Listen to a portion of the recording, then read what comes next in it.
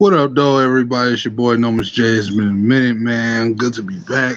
I'm coming with y'all, man, with another live stream. It's been so long. Hopefully, we get a couple people in here, both in the chat, also on the stage with us. Just have to turn something off real quick. But yeah, man, it's been a minute. We're gonna give some time, get a few people up in here, man. Yeah, man, I got an interesting show today for y'all, man. We're gonna talk for about an hour, 90 minutes or so, maybe an hour or so. We're gonna see how this roll out, man. Boy, been busy at work. We're busy dealing with family health issues and everything else in between. It's just been a lot.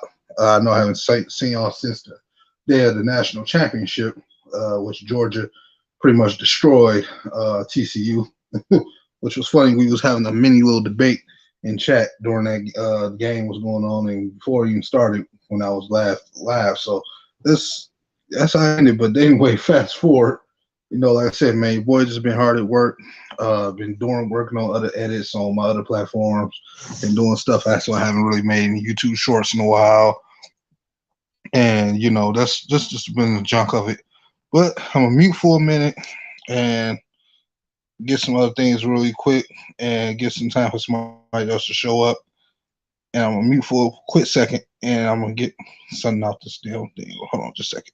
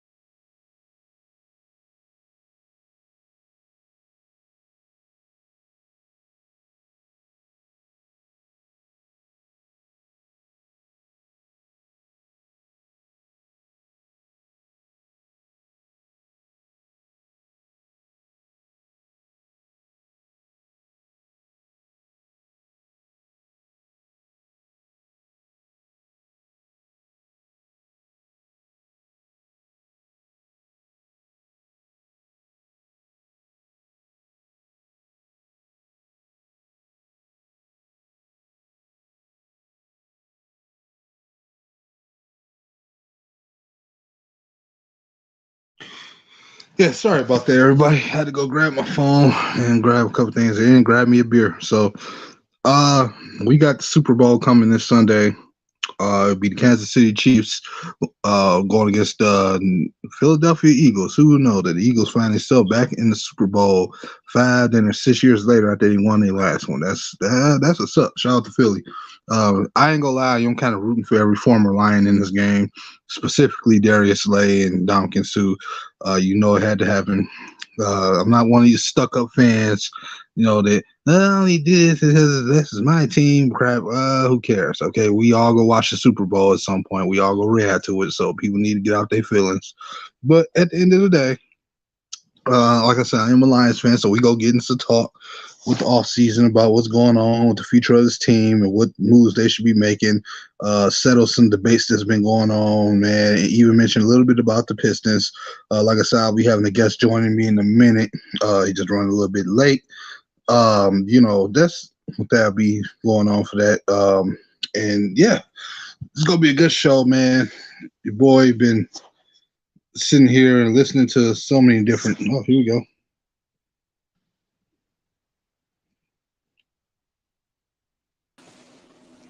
What up? What up, boy? What up, man? What up? What up? Man, not much, man. What's going on the topic today, man? What you got for the topic, man?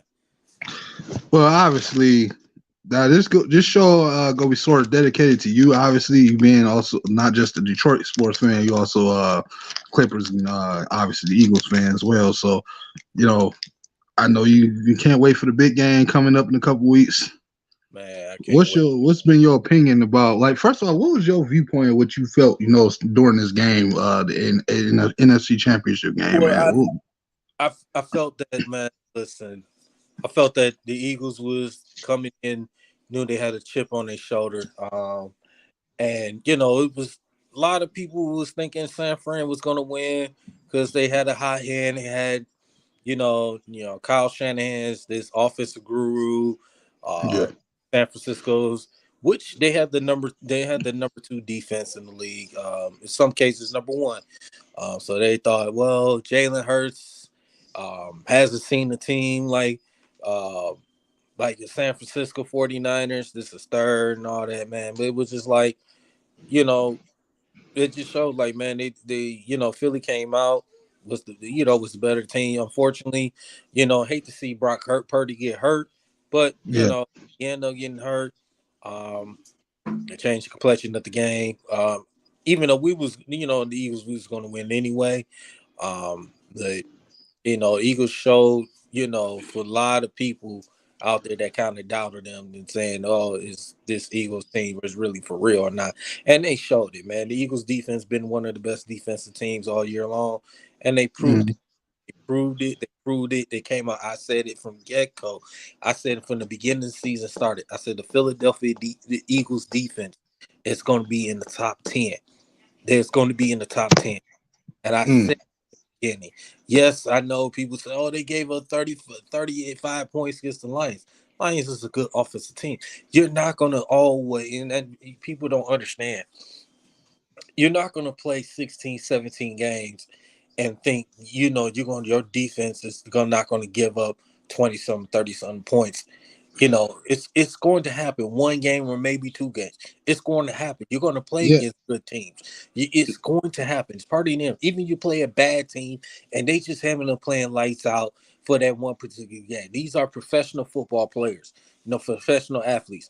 They're going to come mm, and they're gonna play. They're gonna show their best. So that's why I say that Eagles, man, they the the Eagles, man, they just came out, man. They proved a lot of people wrong. Everybody saying Jalen Hurts, he can't throw the ball. We don't trust Jalen Hurts, man. I've been listening. I've been trusting Jalen Hurts from day one. Jalen Hurts, people forget the Philadelphia Eagles went to the playoffs last year, ran against yeah, Tom and lost. They lost that yeah. game, and people were like, oh, they didn't trust Jalen Hurts. He can't throw. But that's part of him working on His growth. his growth, just working on it, getting better. People That's pick his first up. full season as a starter, Yeah, sort of. well, yeah, technically, well, yeah. Yeah, he did what he's supposed to. He did. He worked on in that offseason, worked on his game, Hmm. worked on his mechanics, throwing mechanics, makes it better. So that's and it's still some people still doubted him. And now he's about to go out there the biggest game, the Super Bowl, and gonna Yeah, prove a lot of people wrong. And that's just that, man. The Eagles, they put pieces around him, get AJ Brown, Will yeah, to help alongside with Devontae Smith, with hmm, Goddard, with the yeah. other guys out there with the running game of Miles Sanders. You know, it Who's helps. number 14 on that offense? Who's number 14 again? You said what? Oh, Number 14. Kenneth Gainwell. Oh yeah, Kenneth Gainwell. yeah, And Philly has one of the best offensive line in the yeah. league, and they proved it time and time. They proved it all year long, man. There are games.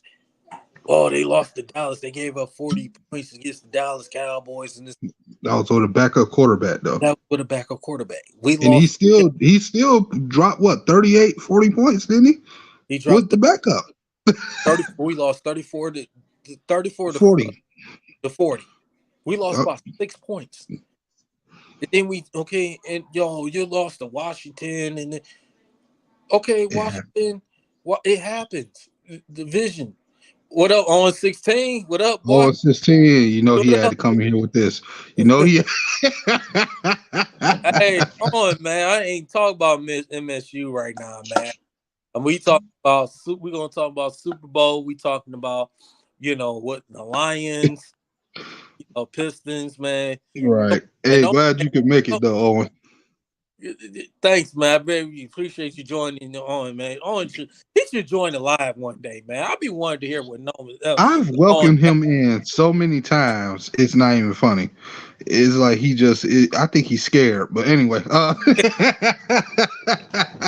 But what it is, the funny thing is, I was gonna ask you as well when it came to the Eagles this year, and what I try to tell people about these quarterbacks is that. Yeah, sometimes your quarterbacks do gotta make their receivers good, but at the same time, it's kind of vice versa too. And it's hard to ask a quarterback to create a situation when there's not one available. You know what I'm saying? Right. When you go get a guy like AJ Brown, that allows him to not just throw the ball downfield, but it gives him a big target. That's a big body. So you get a target that's not go win based off speed. He go win based off on fighting for the ball and just stretching using his athleticism. So that allows the quarterback to feel like he can trust him. And sometimes that's how those quarterbacks are able to learn to make those throws.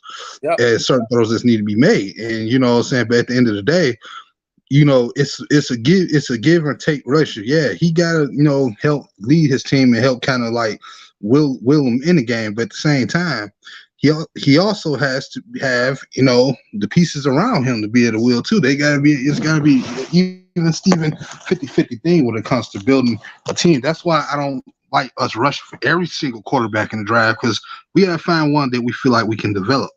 We got Lions fans express here. What up, though? Glad you can make it. How are you today? Ooh. I'm gonna be on for at least an hour, 90 minutes. So we go get through some topics. Cause I do got to work tomorrow, the rest of the weekend. Sad day for me. But yeah, man.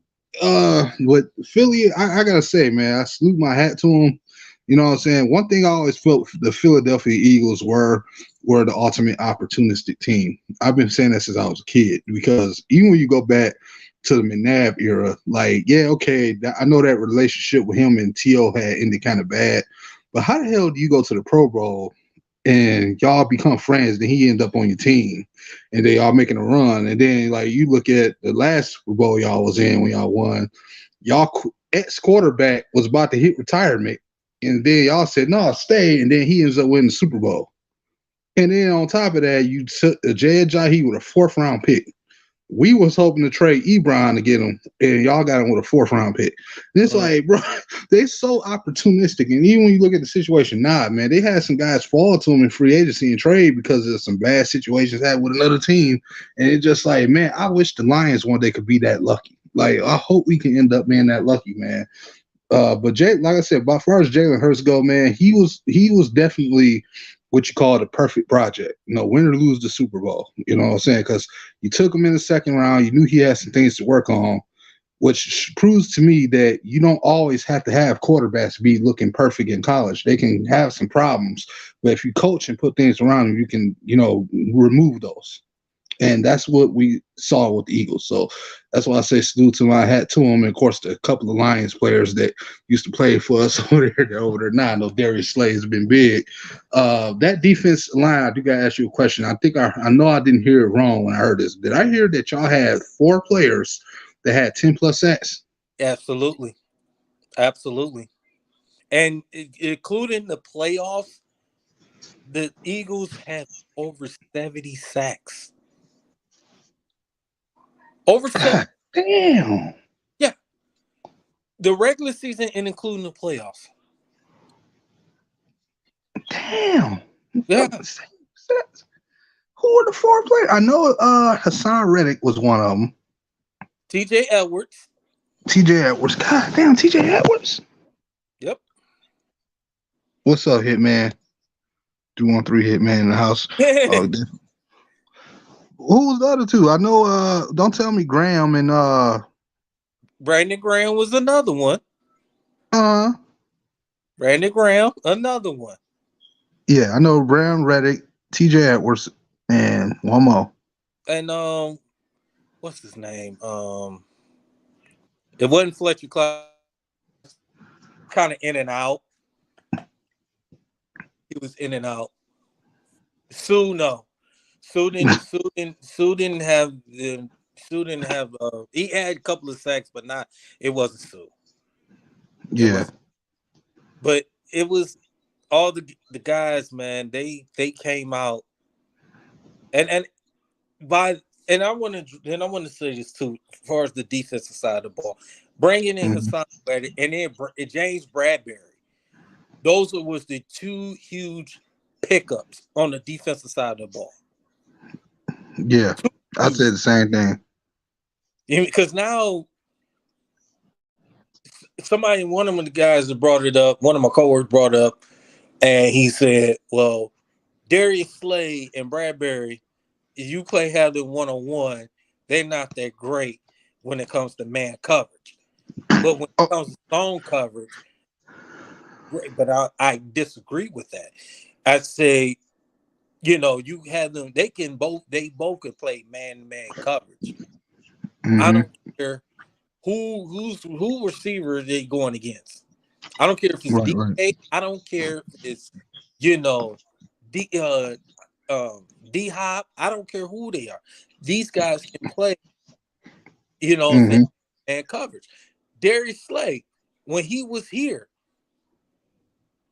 All he he did was play man coverage. he played man coverage. He played. Actually, he was a better man cover than zone. He actually was. He actually was, and it's just unfortunate. I didn't like that. Of course, it was under what's his name, Fat Patricia, that he ended up trading him to the Eagles, because I can just imagine Darius Slade was still here, along with a Mm-hmm. healthy Jeff Okudah. Oh boy, that corner tandem would have been amazing for the Lions. But Right. yeah, but like you said, man, Eagles, like you said, it gives time for Jalen Hurts to get healthy. For the game, so that Yeah. get the shoulder ready. You got Mm-hmm. understand that's kind of been banged up a little bit. Get themselves healthy and everything. So we're just looking. It's just like you said, it's gonna be a good game. Not taking nothing away from Kansas City. Like I said, Kansas City got some. They got some favorable situations. Unfortunately, with the whole the Buffalo situation with DeMar, Mm-hmm. yeah, Buffalo could have been the number one seed. Could have had a home. Been an AFC Championship game. Could have been in Buffalo. Just unfortunate with the DeMar situation, it was more important, for this man life, and they had to cancel the game, Yeah. and then it was just it was like I said, you just had to. I believe Kansas City, not taking nothing away from what they've been doing all year long. Patrick Mahomes, he's been playing unbelievable football and everything, but it's Kansas City in a way has been fortunate to be where they are, because they got some breaks. Right, So, right, right. Okay, so Hitman, real quick, Hitman. First off, welcome to the show, brother. Second of all, we got Micro Mike is in the building. What up, though, Mike? And of course, you welcome to join in too. The link is should be pinned in the chat. But yeah, hope you doing well, man. But yeah, man, I feel you. We're gonna let Hitman ask him a question. Obviously, Hitman, I wanted to kind of sort of dedicate this a little bit to Daryl because he's also an Eagles fan. And like, what's your opinion? Who you got winning the Super Bowl in a couple weeks? I'm gonna be honest. I just feel like the Chiefs gotta have a better chance. I'm gonna go with them. You going with the Chiefs? Yeah, I'm going with Chiefs. Okay, so now explain why you feel like the Chiefs might be able to win this one. I mean, they might, but I just want to hear your reason why you think they will. Well, I mean, over the past, couple of weeks, I know people been sleeping on this, Chiefs defense. I mean, yeah, they have their struggles and everything, and yes, they're not as talented as the Eagles defense, but I feel that they're gonna have enough, to overcome, the athleticism of Jalen Hurts, and then I'm still feeling on Jalen Hurts' side. He's still hurt, just like people say about Patty Mahomes' ankle. And number two, really experience. Pat Mahomes been there twice. This is Jalen Hurts' first time in the Super Bowl, and unfortunately for young guns that been there for the first time, I think their jitters is going to come up and bite them at the wrong time. You know what, Hitman? You got some valid points on that, but you got to think too. The Eagles got some players that's actually only got a couple of players that won the Super Bowl back in 2017. It was Kelsey and Brandon Graham, and you got other guys that has experience that's won. You remember Ndamukong Suh won the Super Bowl with Tampa. This is his third Super Bowl. Remember, he was with the Rams when Jared Goff was there and they lost.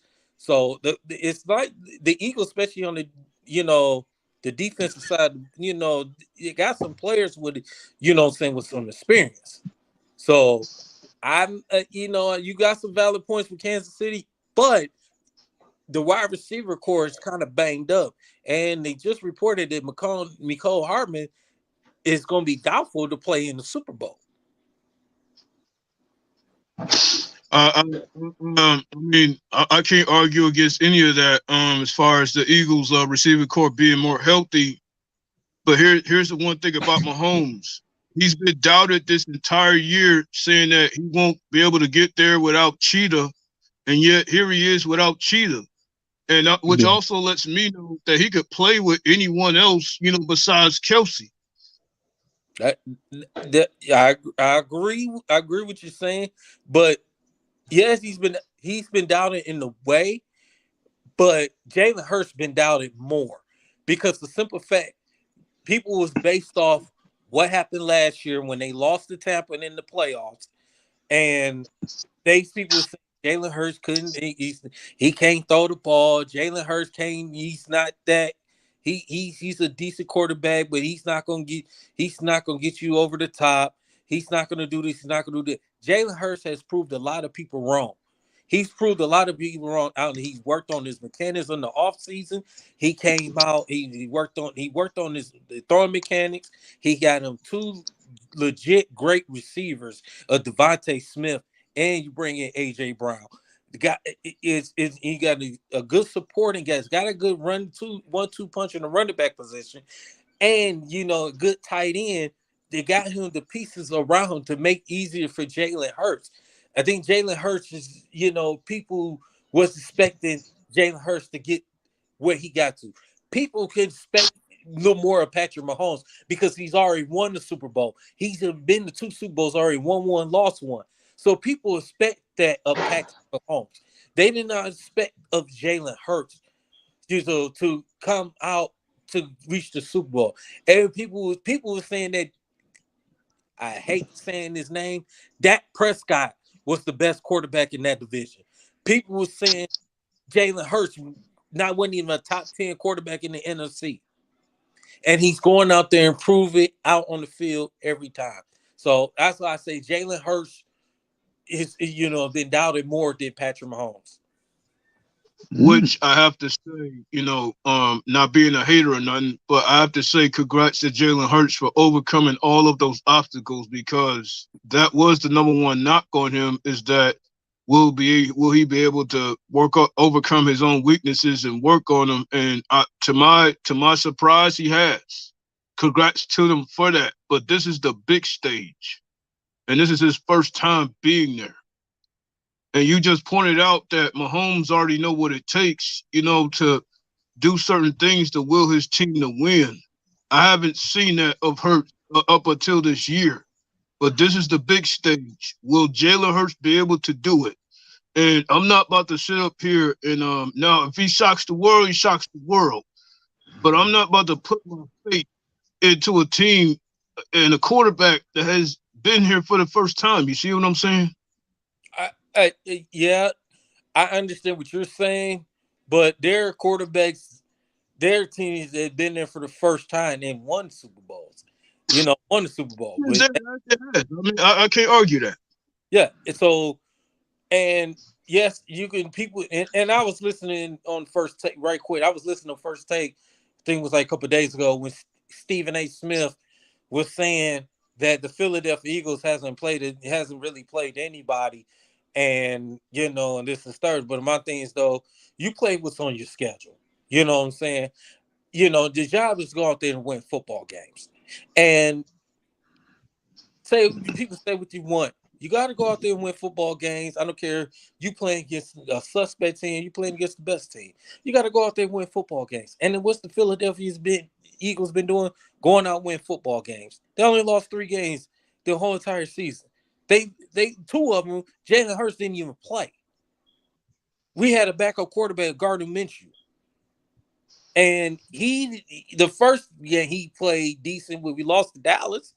Second game he played terrible. And Philly, it's not a one-man show, but Philly just came out, man.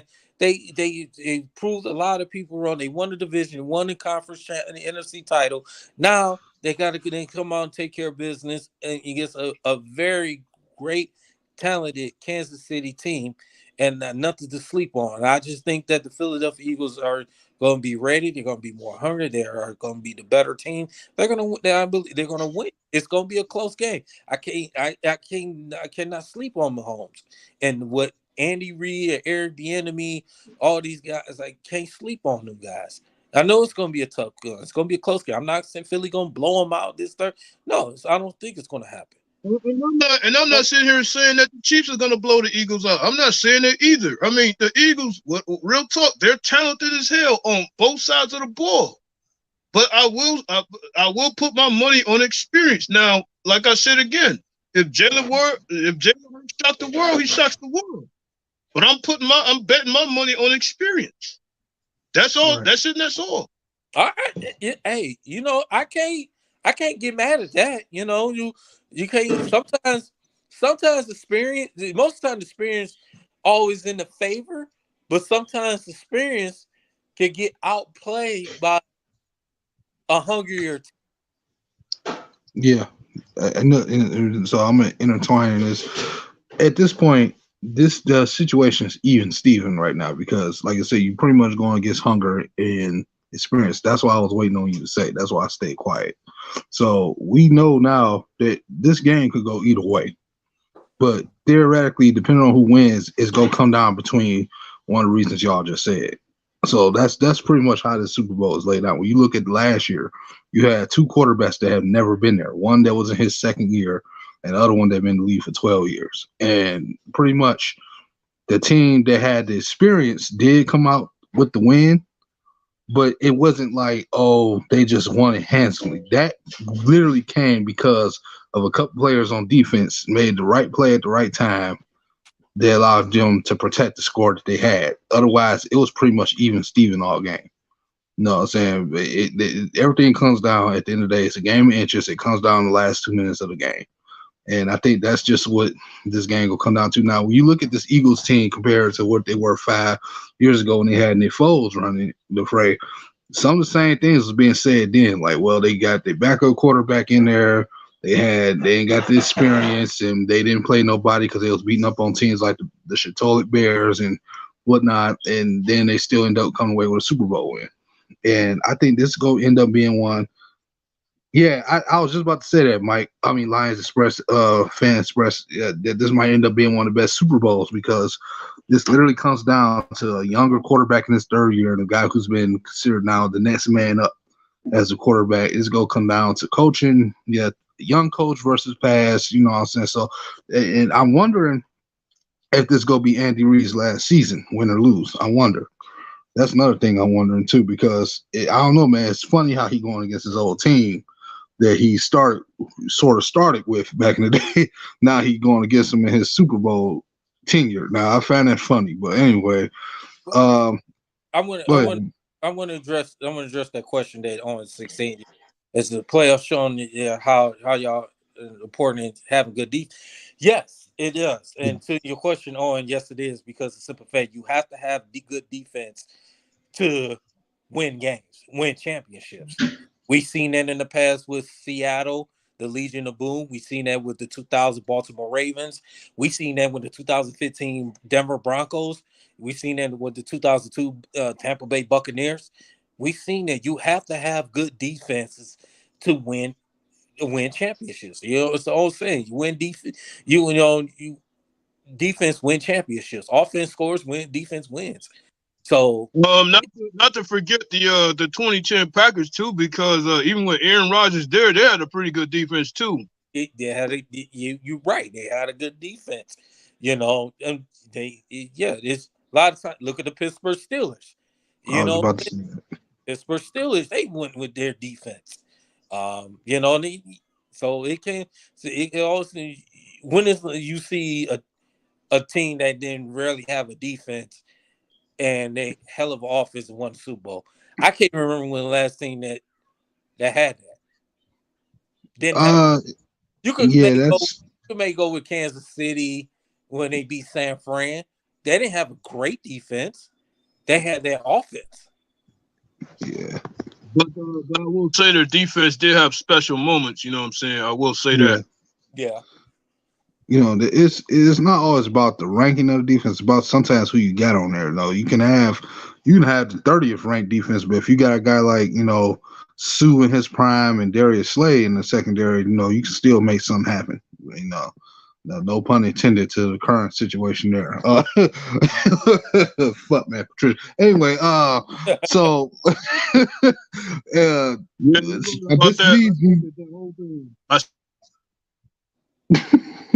this leads me to my next point. So we know things going to get inflated when the Super Bowl is over with, because now it's on to the Senior Bowl pretty much. And obviously everybody's going to be getting into the draft topics and debating about who the pick should be and this and that and the third. I will say this much. When it comes to building a defense, yes, when I say you got to go defense heavy in the draft, I'm not saying that you have to literally draft every player on defense. That's not what that means. What I'm looking for, especially in this first round, I'm looking for them to do what they've been sort of doing the last first picks of the draft. When you took Penei Sewell, you took a guy who not only did you push from left tackle to right, who had to go back and start at left tackle for emergency, but you changed the game of your offense. You pushed the guy to play guard, and then you turned around and put him at right tackle. And now you got one of the better offensive lines in the league. You changed things around in order to fit guys. When you took Aiden Hutchinson, you decided to say, hey, we're going to have 4 down linemen, and we're going to run this type of set, this, that, and third. You tweaked it more and more since then. And that's what I expect for them to do again in the first round this year. I need a guy who's going to change something, make them change something. But you draft players that are so good that you change the way you do things in order to fit them in there, that's when you know the pick is worth it. And I think that's the strategy that the Lions had to continue going with when it comes to players. I don't want them just getting players that sound good. I want one that makes sense. You getting this guy because you feel like, okay, if we change this around, we need to get this guy to fit him in there because he's too good to not take and change things around for. That's what I need. Yep. That's I hate to say it, but that was kind of the Patriots' philosophy back in the day, the old school when Tom Brady's earlier years, and they used to have those defenses that would show up. That's how the Belichick used to run it, because he used to have players that he would just take and just fit his team around for in order to change around. So at one point he wanted to be a 3-4 team, but he took a guy that forced him to be 4-3. Like, that's what I need. Yep, I definitely agree with that. Every point you have made. Real quick, I don't know if anybody knows or thing. I'm happy for Dre Bly. Bly, welcome back home. Those who don't know, Dre Bly is back with the Detroit Lions organization. He's their corners, DB's coach now. Okay. Yep, just announced it today, this morning. I saw it on Instagram. So definitely thank you, Dre Bly. Welcome back. Good to have you in the Lions coaching staff. Um, it feels good. Dre Bly used to be one of my favorite cornerbacks of the Lions, man. Even when he was in the Rams, he won the Super Bowl. He was one of my favorite cornerbacks, man. Oh, wait a That, minute.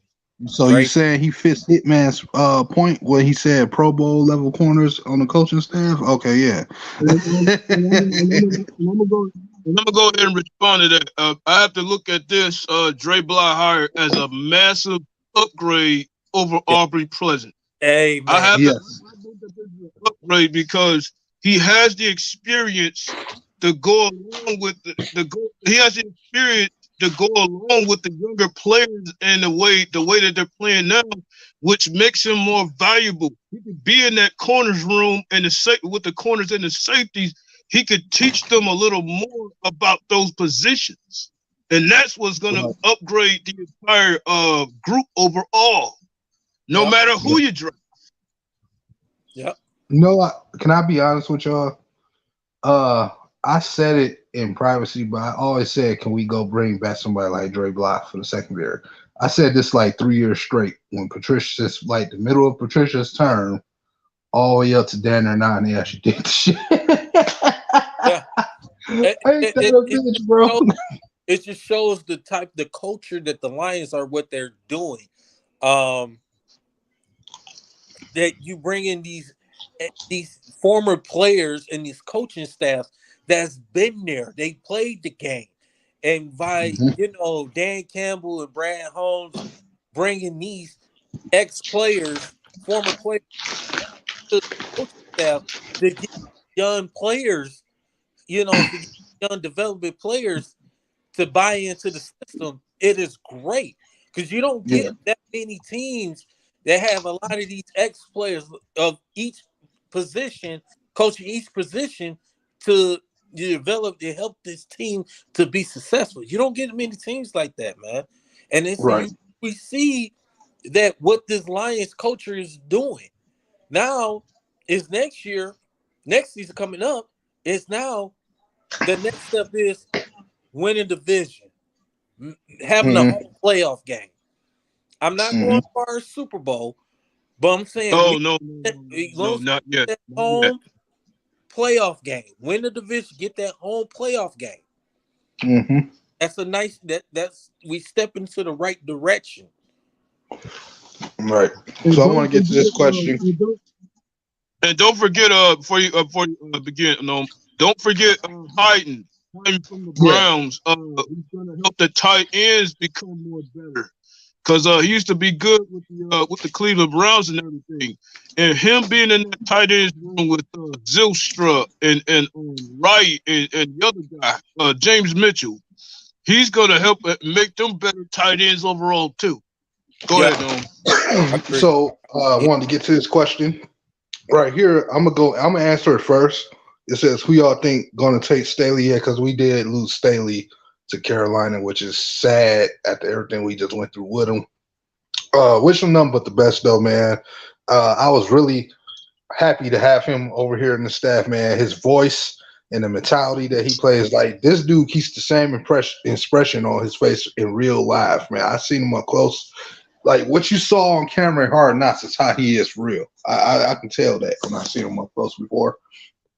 I'm gonna definitely miss him here for the element that he brung into the backfield. I feel like we just lost a real good piece to this offense that's not even a play caller on it. It's just, having that experience. And I do have one solution we could replace him with. Really three, but I got one really good one. This personnel has been screwed twice. The whole African American thing, the way they doing these coaches, man, they hire them, they show something. And because he's going to the Carolina Panthers, and it just hit me that they hired a coach over there versus one they should have kept. So they taking Deuce Staley from us, and we should be taking my man's that was the assistant coach for them, head coach and their former defensive coordinator, Steve Wilkes. We should be taking Steve Wilkes from them because, to me, Steve Wilkes has the experience as a head coach. As you see, he actually kicked our ass, and he's very experienced at working with linebackers. In case people forgot that, he was a linebackers coach at one point. He's a veteran coach around here, man. He was head coach twice in his team. And as a head coach, man, he got with Arizona where they used him with the whole, what was the quarterback before Josh Rosen? I don't know why every Lions fan wanted him. They used him, man, and they tore down, and they got rid of him and brought in Cliff Kingsbury, who was even less experienced than he was for the job. And they only got so far. So I would think Steve Wilkes would be my number one option to bring in replacing that position, not necessarily as running back coach, but as the assistant to Dan Campbell, head coach. He needs a veteran man in there with him that's been around his league just as long as he has, that's saying a lot of things, that's also been a head coach already. I think that would be a good idea. I also thought about Lovie Smith, and I also thought about David Culley. I was just about to say them two guys. I was just about to say them two. Man, it's to answer only question.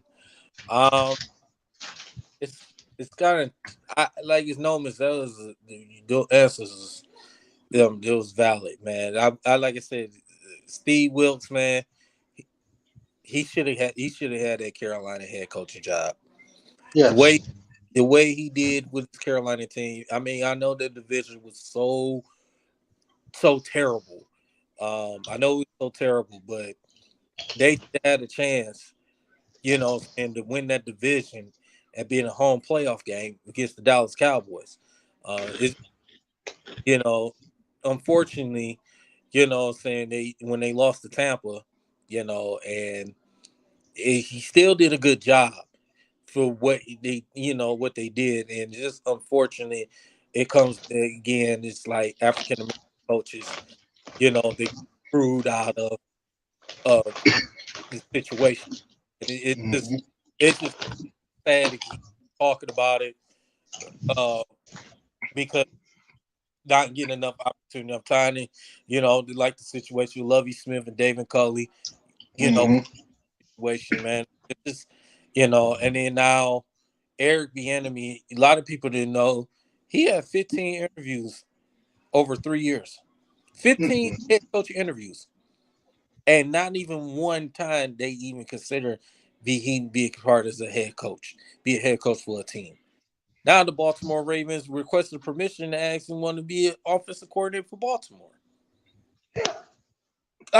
Like, where is this? Like I said, I don't want to get in hold to this, the race card and all that, but it's just it's ridiculous. It is ridiculous, man, that to see African American that's not getting head coaching jobs like that. So, and then when they do get them, you want to get them to do rebuilds, and then you want to hire white guys. I'm just gonna keep it real. You want to hire the white man in there. Now all of a sudden you want to go trade for big name players and try to win games now for real. Like that, I'm so sick of seeing that. It's been too consistent. You know what I'm saying? I was also in rumor wanting kind of Ryan Pace over here too, and it's not even about black. I wanted some experienced guys over here in this coach because they do lack experience. It wasn't about just black thing; it's about the experience as well. Like, man, and it's like I just remember. I know Hitman know it even better than I do. I remember watching guys like Jeff Fisher and what's the one that's in college right now? A fat dude they just loved. They used to coach Philly. They tore them down. Y'all know who I'm talking about. You made rap songs about him. Chip Kelly. I watched him get a job that he didn't deserve to get. Like, how did he get the San Francisco job for that 1 year? It was like, how? Like, they was better off with the interim head coach they had the year before. Like, what the fuck they do getting him for? Right. It's like, man, I don't understand. So what you think, Hitman? What you think? Who should take replace Staley? That's a little tough, man. But out of the three choices that Noma put out here, I'm gonna have to go with Culley. And the reason I'm gonna go with Culley because of this, for this one reason. When I was looking at the Texans and that season that he coached them and everything, the defense, that the team, even though it was horrible and everything, they was playing real hard for Cody, despite their record and everything. And I think that has to account for something. So that's the reason why I'm going with Cully on this one out of the three choices that No made.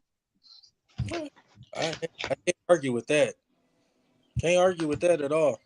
Yeah, you know what? That was actually a very good point because let's keep it real. When David Culley was there, that quarterback, Davis Mills, actually showed flashes of potential. And then it seemed like it went the other way around when they brought in the other coach, whoever he was, and then they go bring Lovie Smith in there and use him and scapegoat him. So it's real funny that Hitman mentioned that up. I'm glad he brought in that point. Yeah. That's kind of sort of what I was seeing. And I'm like, I just don't get it. Like, what else do they have to prove? And it's like, with Deuce Staley not leaving, I always felt, and the thing is, we need two of these guys because I was never cool with Don Capers leaving, either the other offseason. I didn't like that he left. And I'm like, oh, they need that experience in that staff when things get hard, which it did get hard. They figured it out at times, but still, they needed the experience in there. And I didn't like that he had left last year. And I feel like they need two holes right there to fill. They need another assistant head coach, and they need somebody that's going to be able to come in there and get them what they need for as veteran experience regardless of where his position and where he works for on the team. They need that, man, because like one thing I noticed, man, is the young youth on this coaching staff is really good, but I can tell you don't want to just leave it all to that, because if you get some veterans in there, man, that these players can look up to, man, it's just gonna make that culture stronger. You know what I'm saying? That they're building over here, man, and at the end of the day, that's why the Dre Bly and the Hayden signing makes sense. And you still got Tanner Estridge, who I think is doing the pass game coordination. So you still got him there as a young coach coming up too. Still, Lions got options for things. That's why I wasn't scared about the whole Ben Johnson fiasco like everybody else was. And because if you ain't noticed, people have been wrong. And I want to get your opinions on this because people have been wrong. They say, oh, the league is transitioning to where you got to have an offensive mind as a head coach. And it's like that don't always work either. It just worked because you had a period of time where you had Sean McVay join the Rams. They went on a wild storm, but then you had Matt LaFleur lead them and go to Green Bay. And then it was like that little three coordination set made it seem like that's what the league was transitioning to. No, the league is always a trendy kind of base league. And that was the trend. The trend still stays the same. It's a leader of men no matter what. You can sit here and make it what you want to be. You still need somebody who can claim a locker room. If that offensive mind can be brilliant, but if he can't get that locker room together and hold those egos in check and hold those attitudes from flaring out and people from losing faith, no matter how smart he is, he's going to lose that locker room. You know what I'm saying? That's why I say you still need a coach that know how to do this. Otherwise, you just need a coordinator. That's the way y'all saying it. Like that's why I'm like, why do these teams? Why everybody in this media keeps saying like, oh, you gotta get offensive mind. It don't really matter when you think about it. Like it really don't. Which side of the ball he coach on? It's about what he does and what he knows, and if he knows how to manage. That's two different things. Like people need to like. That's why I want to know y'all opinion about that, because everybody's saying that it needs to be this way, it needs to be that way. What's y'all view? That's what we'll go with you, man. If that was the case, then why did the Niners and their defense show up in four NFC title games and 2 Super Bowls? If that was the case for the so-called push for offensive mind, yet it was the Niners defense that took them there. You got teams that go against this narrative and they become successful. I don't get why this push is just for one side when the other one obviously has been successful. Because Daryl, you can chime in on that too. I don't know if you got all that what we were saying. I didn't get all of what was going on. No, I was saying about how everybody, all these media outlets, always saying like, oh, you gotta get an offensive minded person to do it, be a head coach. It's what the league is transitioning to, and I disagree with that because you see a lot of offensive mind guys get fired. Every time a young guy that's offensive minded gets hired as a head coach, they think that's going to be an instant success, and it don't always work out that way. When you look at Brian DeBall did what Matt Patricia was supposed to do 3 years ago. He came into a situation. Our situation wasn't even that bad when he took over as it was with the Giants. Giants is even more money held than we were. And they had players that weren't working out already. We were in playoff content when Patricia took us. So that's why he sucked. But Brian DeBall took over a team that was really on the down where he barely got his starting running back. And he made Daniel Jones like a competent quarterback. He took this team to the playoffs.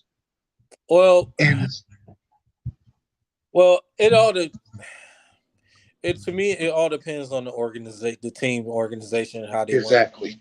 It really comes down to it. There's times you get offensive minded coach, offensive minded coordinators coming, could be head coaches, and it comes out successful. Sometimes it don't. It just depends on what direction this team are trying to do, and what to build to be successful. Whether if they're going offense, whether they want to go defense first, it really all depends. Like look at the Raiders. For instance, they went Josh McDaniels. They thought he's this offensive guru and the coordinator wise, and I mean he had Tom Brady, but he head coach. He's not really that good. He's not. And look at what the Raiders is, and you see what that coach they had that was interim that replaced John Gruden, and his name is Rick Pitino. Yeah, and they made the playoffs. They made the playoffs, and they got knocked out. And we don't need him anymore. Let's go ahead and bring Josh McDaniels, and you see how that working out. It's not working out for him. And like I said, it just come down to the what this team, and depends on the organization. But Daryl, that was the case of Josh McDaniels riding the coattails of Brady, and we clearly saw that when he got by the Raiders. I mean, the results itself. Yeah, that's what I'm saying. It's like you look at this, and it's like he's not doing a good job as a head coach. Some coordinators are. We all know some coordinators are not good to be head coaches. They're just not. They're not. Look at Bill O'Brien. Look at Bill O'Brien. Hey, man, Bill O'Brien should have been fired like 2013, bro. I'm just keeping real with you. Great coach. He's not back a coordinator. He's not a great coach. Look at Matt Nagy. Right. Yep. Matt Nagy's not. I mean, yes, he made the playoffs with the Bears. But again, real talk. Matt Nagy I consider him worse than Jim Schwartz actually, because when you really think about the situations, Jim Schwartz took over an 0-16 roster and built that team up from the ground up before he could get out of it. Yeah, he only had one playoff run, but Calvin Johnson was there, but that's one player. This dude had Matt Nagy came into a defense that was ranked top 7, top 10 overall already before he got to it. And he traded for some people over there, and then they just undersold, and then they blamed it all on Mitchell Trubisky. That I think that was a lie. I blame Matt Nagy for all of that in that front office. That's why they're in the situation they're in now, where they flexing with $100 million. But anyway, but yeah, man, you 100% right, because it's like when you look at it, like let's say, God forbid, the Washington Commanders make it to the playoffs next year or take the division somehow, because in case you forgot, they got Ron Rivera, who's well known as a defensive-minded coach. But Ron Rivera did know how to run a team as a head coach with the Panthers, and he helped build that team up to get to the Super Bowl. Now he has some couple of little mental things that's going on with that, but a lot of players that play for him love Ron Rivera. Well, so you got to think with Ron Rivera, the Carolina days. They did make the Super Bowl that one year, and they lost to Denver. They had some. Well, you could see that they, like you said, they play hard for that with Ron Rivera, because he's a good coach. Right. He's just the unfortunate. unfortunately, at times that in a couple of years that even with Carolina, with Cam Newton was hurt, got hurt a lot. With other big name players got hurt a lot. So it kind of in a way, it affected Ron Rivera. Like leaving Wilk in the Commanders. He didn't have a quarterback. Yeah. Carson Wentz. Oh God, I don't even want to speak his name anymore. This guy, but I know he got a Super Bowl with us. But yeah. But anyway, he he doesn't have Taylor Heineke is a nice, decent quarterback, but they need a quarterback. He got good running backs. He got a decent offensive line. He got a good defense. He just at times that he didn't have the whole bunch of success because the players that he had, the key players, yes, that's always hurt. Right.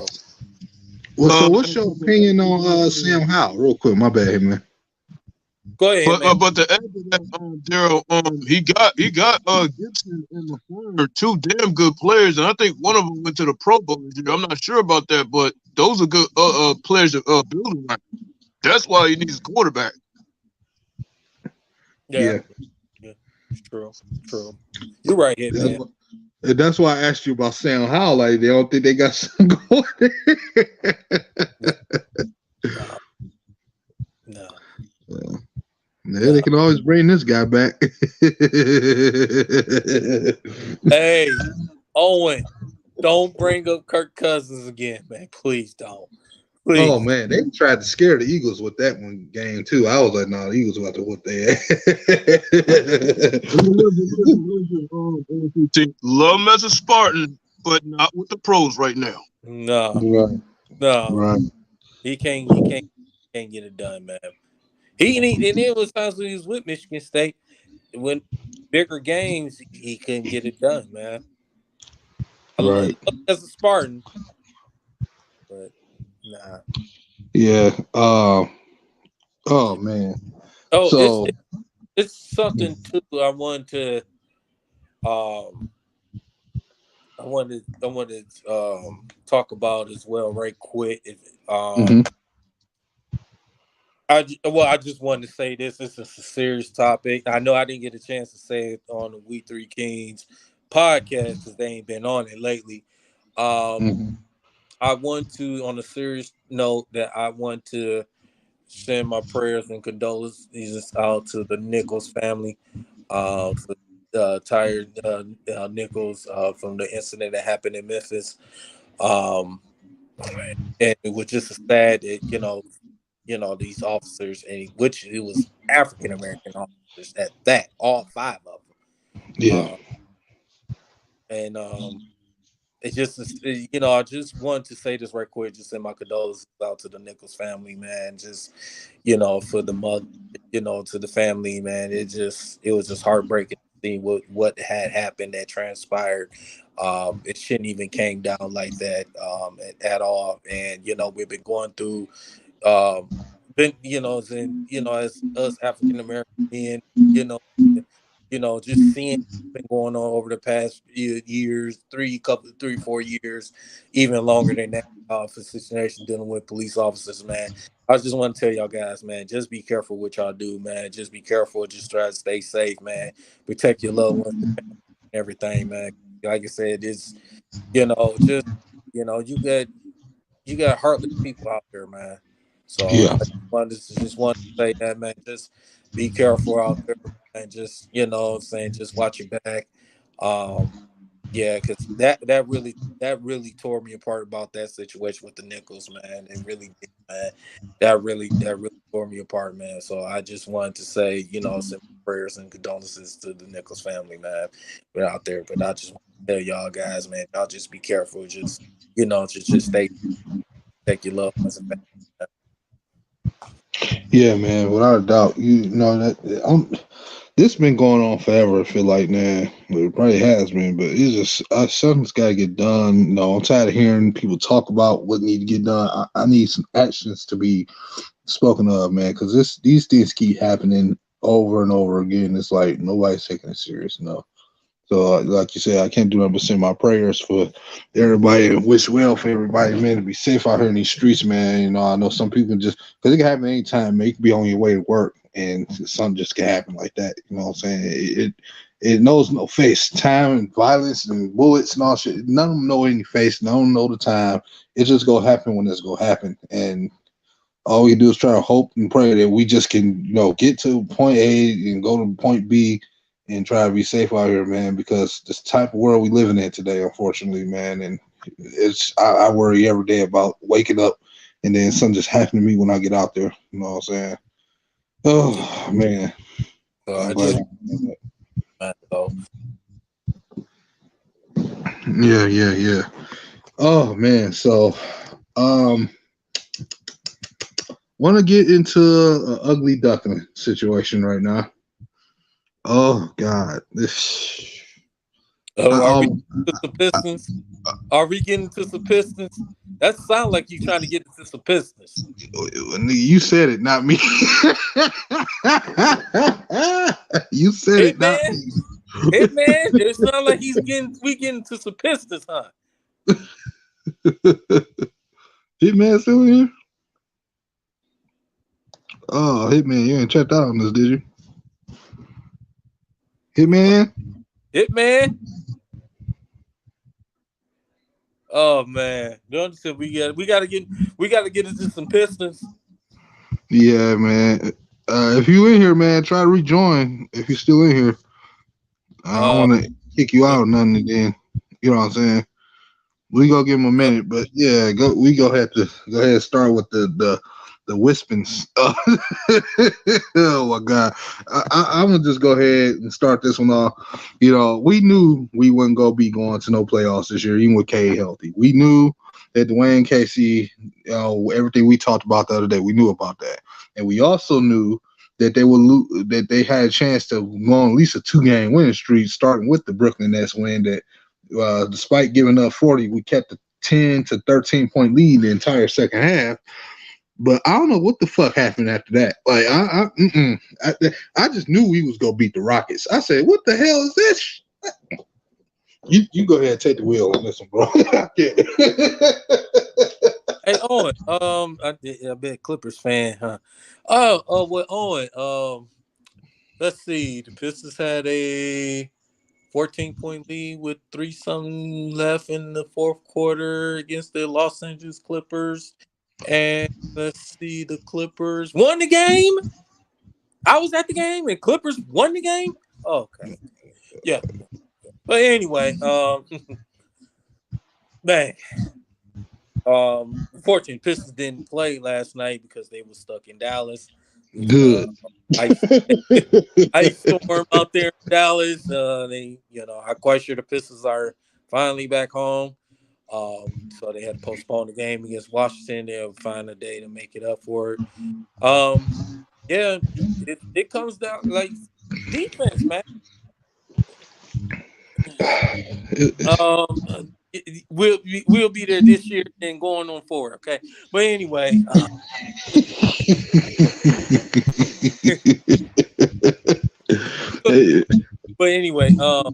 yeah, Kawhi. Did you see what Paul George is an all-star reserve? They announced it today. He's an all-star reserve. But anyway, okay. Yeah, man, it's defense, man. It's defense. And Dwayne Casey's coaching, man. I've been saying this. I said it on We Three Kings, man. I've been saying this for the longest. I said Dwayne Casey is not the coach to help develop young players. He needs to be with a team that will continue to help them get to the far in the playoffs. That's what he's trying to. Can I do it? Until Casey get the sorry about that, Daryl. Until Casey get the hell up out of there, I don't see this team getting any better. The last thing I want is for Cade's prime to be ruined by the fool. I understand Hitman, but think about this. When Dwayne Casey came in, right, as he came in first year as a coach, We had little bits of veterans. Remember, we had Reggie Jackson. Remember, we had Blake Griffin, Andre Drummond, and remember, we had some veteran players, and that's why we made the playoffs. Even though we got swept, we was the AC, got swept. Troy Weaver comes in, and I admit I was wrong about Troy. I was deadly wrong about Troy Weaver. Coming here and get rid of these guys. Instead, we had the chance to keep it going. He tore down everything. And I was wrong about Troy Weaver. And he came now. He's putting the future core together. But when I'm saying when Dwayne Casey did run, he had better players that he couldn't get past LeBron for some reason, but they was always relevant. They was always making the playoffs. They was making that playoff run. Now you expecting after Dwayne Casey is only one time in the playoffs with the Pistons, and Troy Weaver came to restore this whole team. Start from scratch. You cannot expect. You're not expecting Dwayne Casey to come out and try to develop these younger players and make them be a playoff contender team, and he can't do that. He's just not that type of coach. We need like a players coach. Look at Memphis, for instance. Memphis, look what they're doing. They got rid of Mike Conley Jr. and they say we're gonna start from scratch. We got Ja Morant, and they turn around to get a coach like Taylor Jenkins. He's a players coach. I think he was under Greg Popovich, I believe. I can't remember exactly, but he was a players coach and get these young talent. And look at Memphis what they are now. Sometimes you need that players coach to be, there with these players to help them, to be better. Dwayne Casey is like an old school head coach, and it's the game has changed so much now. And look what Nate McMillan with Atlanta. Atlanta's struggling because Nate McMillan is an old school head coach, and the game has changed, it's evolved so quickly, and they're not playing the old school style like that anymore. So you're running. I'm not saying that getting rid of Casey is going to solve all of our problems, but it starts with him getting the hell up out of there, so we can find a real player coach that relates to these players, so they can start turning this thing around. I didn't gave Casey over 4 years, and it's the same damn thing. He needs to go. Boy, when we lost to the Rockets the other day, not to cut you off here, man, I was so mad. I was literally going on IG and Twitter looking for Becky Hamon's DMs, bro. So it's like I was so mad that Dwayne Casey, y'all, I wanted a woman to come in here and coach this shit. Like, real. That's how mad I was. But yeah, you're right. You need a players coach. But back to you here, man. No, that's all I had to say because I didn't see Casey over 4 years. Who has he really developed? I can't name one player that really developed us. I can't name one. You can't. Guy just going to develop the young talent. He's an old coach. The game, like you said, the game has evolved, has changed a lot now in these days. So these young guys, they're more athletic. They're more athletic. They are faster. The game has moved faster. So it's like, when you have coaches like Dwayne Casey or Nate McMillan, guys that's been around, even Greg Popovich. Greg Popovich is an old school, what I'm saying, that we know San Antonio's not going. They got a bunch of younger players. But the difference is with Greg Popovich, he's been around them young players, even though they're not winning many games, but they play hard for Pop. That's a difference. It seems like to me, look at this Pistons team, it seems like it had their moments of playing hard for Dwayne Casey, but a lot of times they're not. There's a lot of stuff. We've seen it so many times. There's substitutions that Dwayne Casey make. It's like, why are you putting this guy in? Yeah. Right. Thank you. Still think it's the 90s. Yes, it's not the Seattle Supersonics. That's the problem. The mixed up is right there. Old school coach with today's young players. That right there is already a bad fit. And that's one of my main reasons that Casey gotta go. The mix is not there. Yeah. Now, I'll say this much: if it was a small rumor saying like he was going to step out of the head coaching position and move into the front office. That part I wouldn't necessarily mind. But I need like you said, I need a head coach that's be able to take the time with the players, man. Because at the end of the day, first of all, I think we talk about firing people so much. Who we talking about bringing in here? That's what I want to know. Who we talking about bringing in here before we just? Oh, because that's what we've been doing for years. Fire this guy, fire this guy. Who you talking about bringing in? That's what I need to know. Well, if you really look, there are a couple of coaches, coach in mind that you can bring in that help this Pistons team. One of them, I can't think of his name. One of them, he's from the Indiana coaching staff with Rick Carlisle. Can't think of his name. You might bring. He's like one of those player coaches. You can say, believe it or not, if he wants to, Michael Curry really on Michael Curry. No. Really? No. Love as a backup player, but no.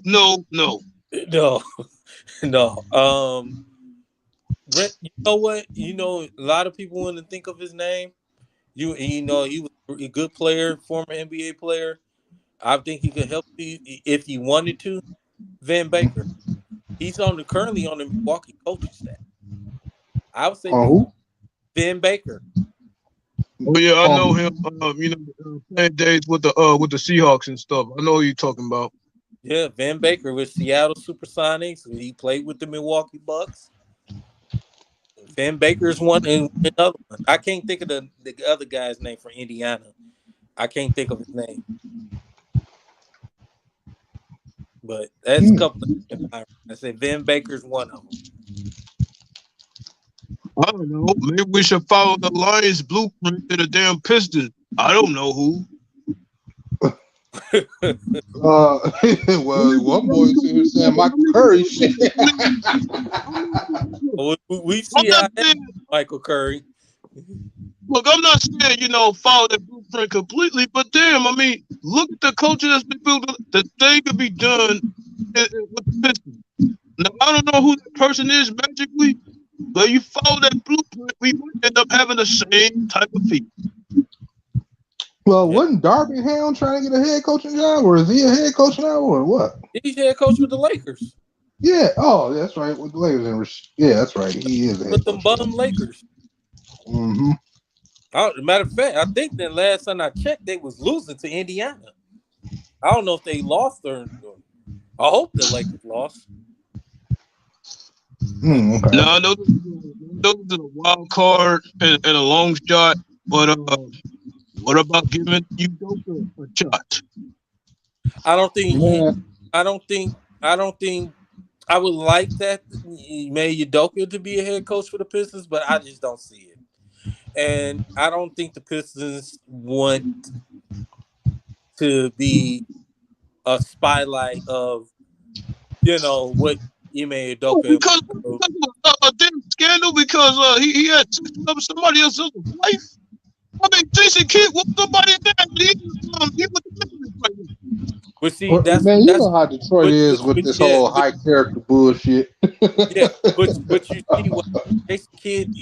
Jason Kidd? I can't remember what team he didn't get the head coaching job, but it was the Lakers. It was the Lakers. He didn't get that Lakers job because the whole thing was about that situation you're talking about, Hitman. And I think he should have got that Lakers job, to be honest, over Frank Vogel, but but I just think the Pistons, they probably didn't want to be part of that spotlight. Oh, they get Ime Udoka, and now he went through this whole scandal crap and blah blah blah. which is some BS, whatever. But because he's somebody else's wife. He's a hell of a coach. I would take him, but I just don't think the Pistons would take him though. Yeah, this ain't us. We say bring him here. Guess what the hell we stuck with? An old school coach for young players.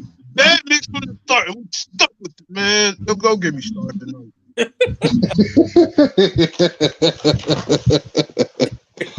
Man, what is Owen talking, bro? What? Oh my god! No, bro. What the hell are you thinking? Big Mac? No.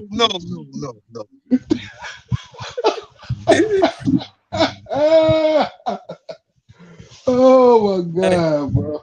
Like I said, I'd rather have Becky Hammond over here right now as a head coach at this point. And the reason why I say this is because one thing she do got going for her, you cannot take away from what she's learned from Greg Pop. That's one reason why I'm surprised that she hasn't got a job yet. Oh, I think she's coaching. They're gonna give her a run. She's coaching. What you call it for WNBA? The Las Vegas Aces. Well, she need to come close.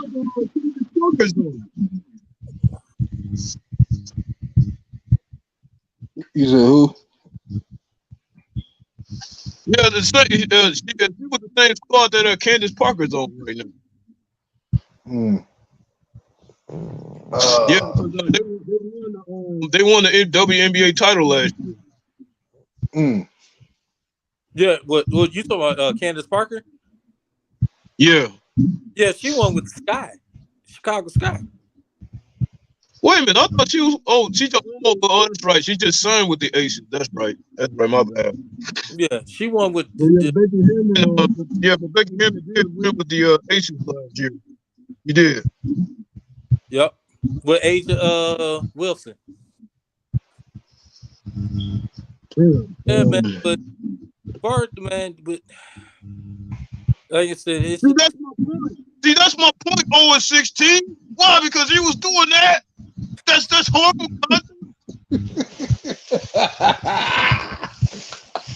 Young, hey man, you finna get hit, man. A freaking PTSD moment over here, man.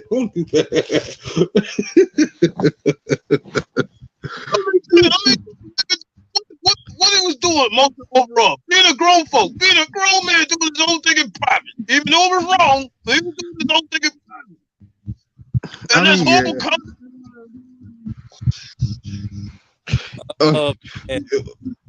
Let's be real. NBA scoreboard. So the Lakers did beat the Pacers by 1 point. And LeBron James had 26 points. Anthony Davis with 31. Lakers won by 1 point. And Russ was 2 for 16. 2 for 16. God damn. 2 for 16. And they keep on trying to trade this motherfucker here, dog. I'm done with this. Ooh, boy.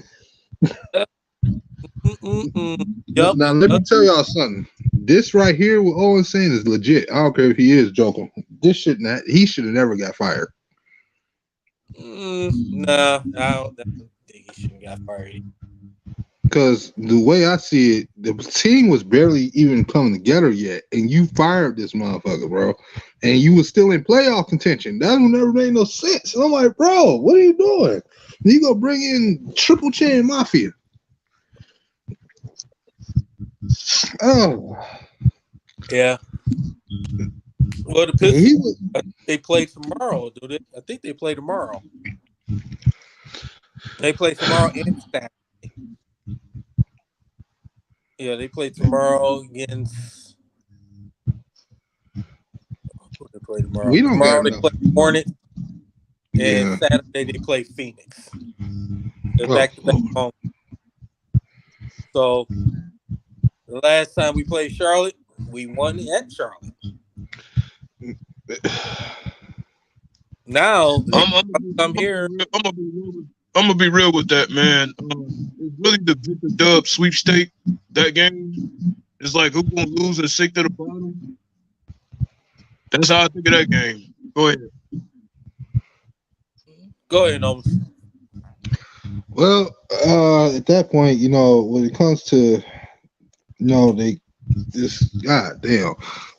When it comes to them trying to hire a new coach, man, I feel like with them, they what's the word I'm trying to really look for, man? It's like I know what I want to say, but it's just like I just don't know, man. Like, cause it's like, what's the game plan with Troy Weaver now, man? Obviously, it looked like you're taking for a player, and then next year you talking about you expect. Let's be real, Bogey about to get traded, bro. They already laid the trap out when they come out with them reports like a couple weeks before the trade deadline, talking about how this guy gonna be here for the future. Oh, that means he's about to get traded. It happens every time. And you know what? Bogey should get traded. His bucket should mean more to a playoff contending team. He's just gonna waste more buckets being here if he's not. Him being stuck with Casey, that ain't the best idea either. So it's best to get him away from Casey as far as possible. I understand what you're saying, Nomis and Hitman, but I don't think he's gonna get traded. I just don't think. I just don't think Bogey's gonna get traded because he loves it here in the Pistons. I didn't. The fans love him here. The team loves him here. I think he's more comfortable being with this young team, and versus what he was in Utah. That he gets the more opportunities here than he had in Utah. I just don't think he's gonna get traded. I think he's gonna be here for the next couple of years. I really believe because at some point you need a veteran on it. Yeah, that's true. Let Corey Joseph go. He's gonna let him go. Let Rodney McGruder go. Them guys they don't play much. They don't play much. But as long as we got who here, those two are going to.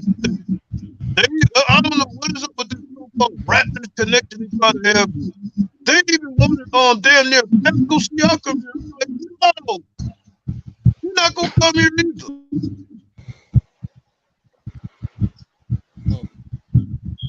Yeah. You know what? And here's why I think I feel like the reason why they saying that though, man, is because they don't want him mentally being focused on all day if he about to get traded or not. They do this all the time. Now you could be right, Daryl. You could be right, but I just don't see a 33-year-old man wanting to stay on a young team full of 19, 20-year-olds. I just don't see it. And wasted buckets for who, which is already a bad situation.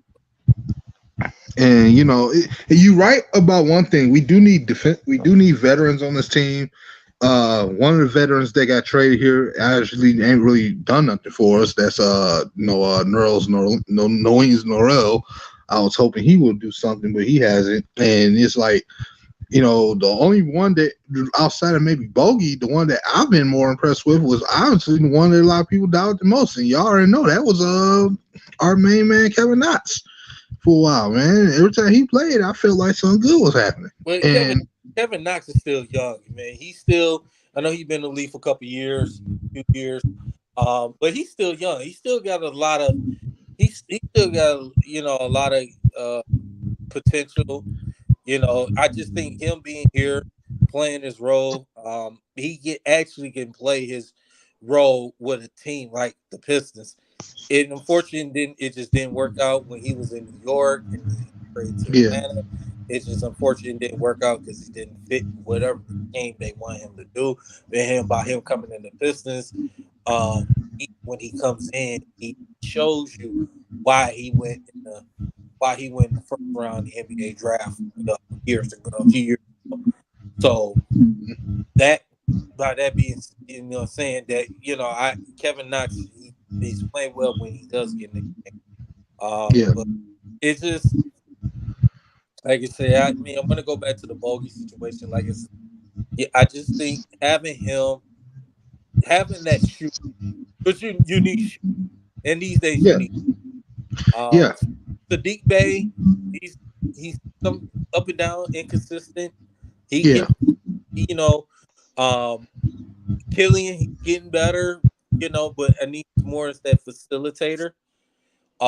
Continue like Damon K. Cunningham. He's going to continue to work on his jump shot. He's going to get better. Isaiah Stewart. Me personally, I don't mind having the outside game, but I need him not to rely on that outside much.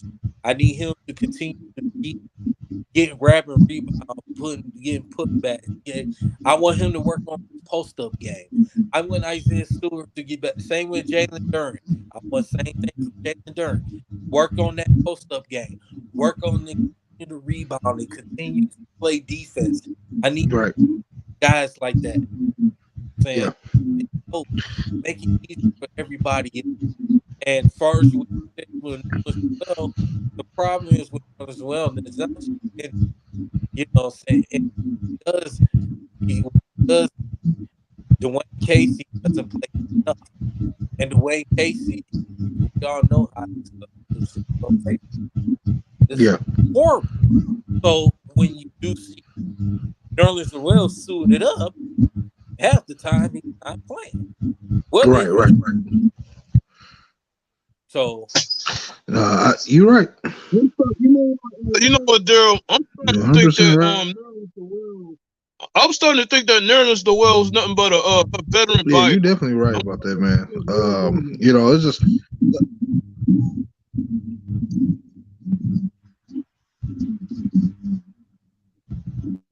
No, what I was saying was I don't think that Nerlens Noel. I think it was more of a veteran buyout. yeah. Well, I mean, He you he may be was really a salary dump. you may be right. That's exactly what I mean. He's a veteran buyout. He was just sitting there so that we could buy out his contract. Yeah, I just Yeah, I think too. It come down like it's some couple of things that Troy Weaver has done that's kind of questioned. Like over the couple of years, where it's come from the big man situation. Like you brought in Kelly Olynyk, see how that he's not really your typical big man. Remember he brought in, was it 2 years ago or 3 years ago, one of them brought in Mason Plumlee. We knew that wasn't gonna work out. Brought in Jahlil Okafor. We knew that definitely wasn't gonna work out. So Troy Weaver has to look and just say, hey, you know what? We need to get a solid big man, a veteran big man that's going to play. We can't keep getting these big man thing, and they ain't really big man, and they always stay hurt, and they don't contribute. So Troy Weaver has to. I think now coming to next season, he has to. If we're going to get a veteran big man, we need somebody that's going to at least go to contribute and stay healthy. And we got one right now, riding on the bench, ain't playing a damn minute. Yeah. And again, Dwayne Casey, his substitutions, man, it's been horrible. It's been horrible, man. And that right there is the main reason why, as long as this fool is here, I don't see the pitches growing anytime soon. No, they're not. I mean, Gore's gotta wake the hell up and open his eyes and see that this is a mismatch. Yeah, he gotta see it, man. Gore and Troy Weaver has to. They have to. They got to see that, man. And especially Troy Weaver, you've been here for 3 years. I understand you try to restore this franchise to start from scratch, but at some point we cannot sit up here going to say next season, oh, now we're losing games again. Going to the fall. We can't keep doing that because the simple fact we get fans like going to the games, spending their hard working money, going to these games, watching these Pistons, and they keep turning around and losing, and we keep saying it's just you know it's it's a process. At some point, we're not gonna want to keep hearing this. It's a process, a process. We want to see results. We want to Yeah. see. You can't go ahead and tell your boss at a job, that hey, I'm working on it. I'm trying to get better. And this is third. At that point, your boss want results. It's either now or is it gonna be somewhere else? But the first thing that Gore's got to wake up and realize that Casey is not the guy to get these youngins forward or Yeah, to push these youngins forward. He got to realize that first. yeah. I'm not saying, like I said, getting rid of Casey, of course it ain't going to solve all our problems, but Gore's got to start somewhere. And the first thing you got to wake up and realize is that Casey ain't the dude. No, he's not. He's not. You got to you start. You got to get rid of that rotten apple that's been in your refrigerator to get a brand new apple to put in your refrigerator. You know? Here's what I was gonna add. Now, what I may say may come off a little bit unnecessary, but here's the thing I was gonna say about that. The thing about this rebuild, you're right. It's time to start winning some kind of games later about next year. But one thing people have to understand: this you can't get mad because this is technically what a lot of people asked for. You wanted to go through this whole rebuild. People kept saying when we had Drummond and all them guys, oh, we got to rebuild, got to rebuild, got to rebuild. And I'm like, well, you might want to try to, get the contracts right and not take on bad contracts like Blake. And then they kept saying rebuild. I said, okay. They traded Dre. They didn't want to pay him, of course, fine. That's fine. And then obviously Blake pumped out and chickened out on us. And then, D-Rose kept it real. His contract wasn't all that big. But remember, this is what they asked for. They wanted to rebuild. So they can't get impatient now when you knew. Like, I don't know why people thought that you were going to win 50 games in the first 3 seasons of a rebuild. And that's my thing, regardless, especially with a coach y'all didn't trust. And the people that want to complain now, like, this is somewhat on the fans' fault. If anything, the franchise did some crap, but y'all pushed them to do it. Y'all wanted to be the Sixers. The way they did. I agree with your last point about the Sixers part. It was coming similar with the Sixers went through. But the only thing, like I said, when that time when 2018, Dwayne Casey's first full year, his first year as a head coach with the Pistons. Yes, we struggled, but we made the play. They made the playoffs. Got swept. I get it. Got swept. So you would think going to the next season, there was people, and I remember watching NBA on TNT that opening night. I believe that's when Toronto won the championship. And but going into the 2019-2020 season, that opening night, and Charles Barkley and Kenny Smith, 2 guys, they said after that year the Pistons got swept of the playoffs. They said that the Pistons could have been that team to be in a 4th or 5th seed going to the playoffs. But instead, and in the beginning, and it's like guys was getting hurt, they was getting traded, getting bought out, and then just the season deteriorate. And then when COVID happens, it was a wash. Troy Reeve comes in, he took all that out. I mean, it hurted me to this day. I wish Bruce Brown was still here. Yeah. I wish Bruce Brown was still here. It hurted me with Luke Kennard. He's gone. He went to the Clippers. And Christian Wood. When he came here, whether if he came off the bench and whether if he started, he played hard as he could. He knew. I just thought and saying myself, Christian Wood's gonna be here for the Pistons for a while, but they didn't resign him. They let him walk, and And I was saying, I said, what's Troy Weaver doing? Why is he coming in just tearing this whole thing that Pistons had a chance to be a playoff contending team, and then now he comes in and he tears this whole thing up. And Right. wrong, I was like, Troy Weaver has to go. He don't know what he's doing. This is third. And then I seen what the progression, development this year is doing, and what these trades, the way he's been doing. And I was like, I got to owe this man an apology because he's bringing this young core together, and this bring for the future. It's just now we just need that coach. It's just to get them to be to be successful, and we just coach. You know what else the Pistons need to? Just while they hit me and go, they also they need a new head coach, but they also need some young former basketball players in the coaching staff. I know it sounds like the Lions, but they kind of need that because when you look at the Pelicans, the organization is ran by a former basketball player down there. I think it's a former shot player. Swim. I think it's her. They are being. So what's the name? She's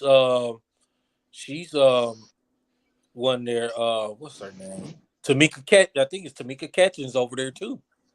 I think Tamika. Yeah, it's like you look at the coaching staff. We got veteran coaches working there. Guys who've been around basketball for years. Like you got Beeline and all them there. We need like a former basketball player. Oh, Like guess who's coaching the Pelicans right now? An ex-Sixer from the D via Cooley High. His name is Willie Green. Oh yeah, that's who's leading the Pelicans right now.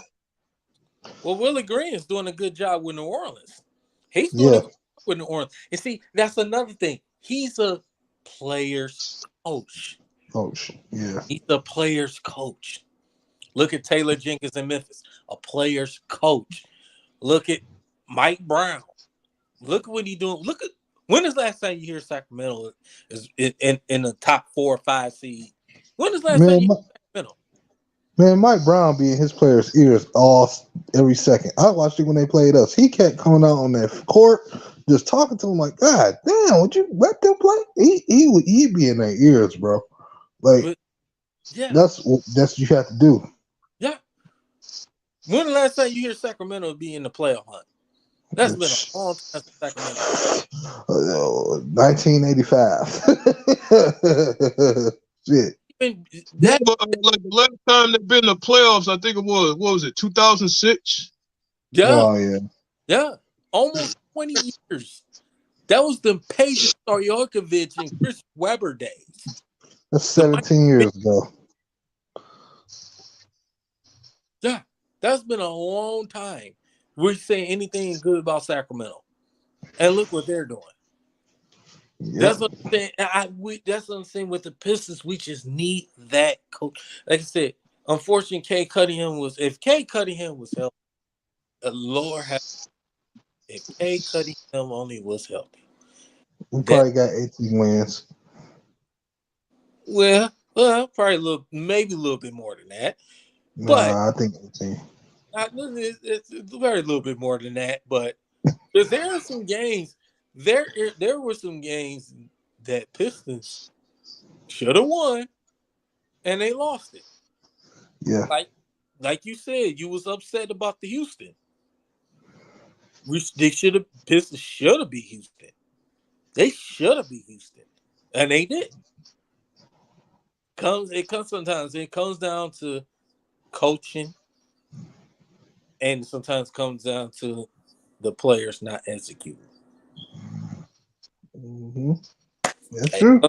It comes down to it, man. It comes down to it. And remember, when I was at the game when the Pistons played the Clippers, I was jumping and screaming and all this stuff. The Clippers got it and then turned around. Pistons came back. They had the 14-point lead, and fans was leaving knowing the game was over. All of a sudden, Pistons got relaxed. And the Clippers came back, went to overtime, won the game. Yep. Oh, who? Oh, what? What? By the way, what was the one? I'm sorry, Hitman. And hold up, what is the demeanor of KC? Laid back and relax. The team is a reflection of its coach, and that's why the Clippers and the damn Rockets won the games against us. Yep, that is another minus against Casey. Yeah, that's true. yeah. Oh, and while we on the subject, who was one of the players that helped orchestrate the comeback victory? For the Clippers, some real dark skinned dude. I can't think of his name. Terrence Mann was one of them. Terrence Yeah, Mann, former Piston, I think. Bobby Smurder.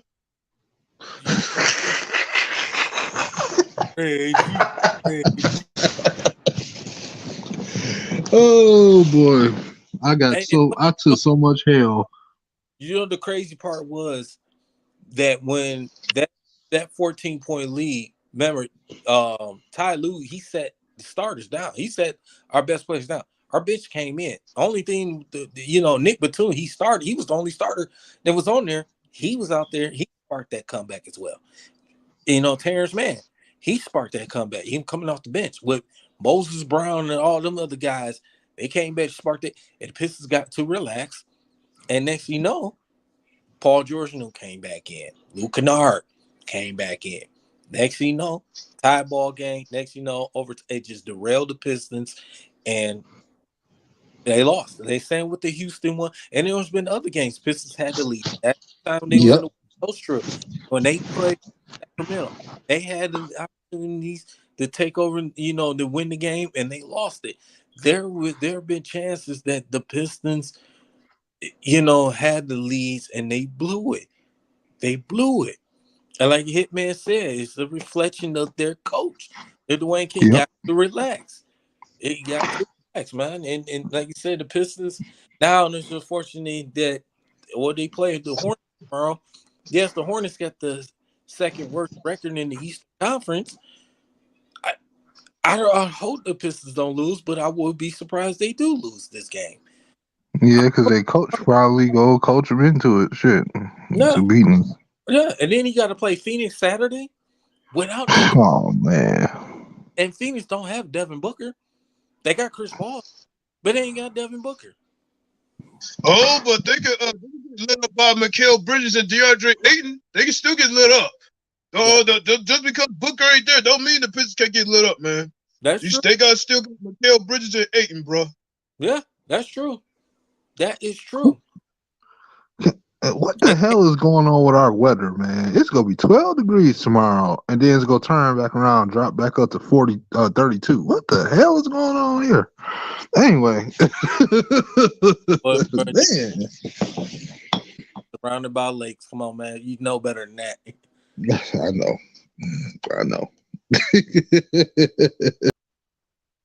No, we ain't talking about we ain't talking about Michigan State yet, man. Listen. First of all, you need to worry about your Michigan basketball team because they've been struggling. They've been struggling as of late, and we still got the better Big Ten record in them. So, oh boy, don't come talk. 16. This is our arena. This is our arena now. Y'all little brother in our arena. Mm-hmm. Y'all would never be better than basketball. Never. Ever. Never. No, hold up. No, y'all sitting up there talking this little brother shit on football side. They little brother to us on the basketball side. Yeah, I said it. Hey. Oh, here you go. now you want to change the no, let's go back to Michigan, okay? Let's go back to Michigan. Said child, please. When the Michigan won the national championship in basketball? I'll wait. Come on. When the last time Michigan won a national championship in basketball? Come on. And we could go women's too. Because I'm quite sure the women's never won a national title. Oh, damn. Come on, I'll wait. Oh, okay. That question. Okay, he can't answer that question though.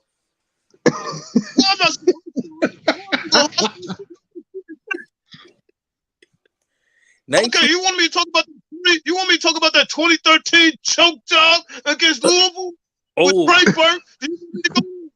Oh, wait a minute. Hey, Hitman, how about that one when they played against Villanova with Dante DiVincenzo scored 31 points off the bench and beat them, blow them out? Ooh, yeah. They ain't got no ring out of that.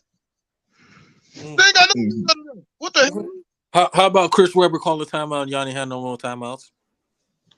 I mean, what? Got their ass whooped by Duke? Mm-hmm. Yeah. Okay. Who's better? Who's better, the Flintstones or the Fab Five? Oh, we already know who's better though. Come on, man. That's not even. I'm not even glad. Come on, man. We know who's better, right? I mean, they only famous for putting on black socks. Okay, they're putting on black socks and still got their ass whooped by Duke. Oh wow. Okay. See, go ahead on. Keep that same energy. Keep that same energy. Because remember, in football, we gonna beat y'all like we did when we was in Spartan Stadium. We gonna beat y'all in football. So remember, y'all gotta come to our house. That's what I'm saying. They gonna be that damn easy next year. It's not. Nope. Y'all they the ones that talk about brother shit. Hate it when we put the shoe on the other foot. What happened? What happened earlier this late last month, huh? What happened last month? Y'all supposed to whoop our ass with shit in our house. Didn't even happen. As on 16, what about TCU? What TCU do to them? Well, shit, TCU would have did that apparently to everybody in the Big Ten. They fucking faced them shit. The Michigan Wolverines football team just the college version of the Dallas Cowboys. Okay, now you just playing disrespectful. Now that's just wrong. No. Let me tell you why. Nomis. It's something a little similar. The Dallas Cowboys have not won a Super Bowl since 1995. So the Michigan football team has not won a national championship since 1997. That's kind of pretty close, right? And how about the little difference is that Dallas Cowboys have not made an NFC championship game since that time they won the Super Bowl. I give Michigan, they won back-to-back Big Tens, championship, blah, blah, blah. But it took them how many times to beat Ohio State?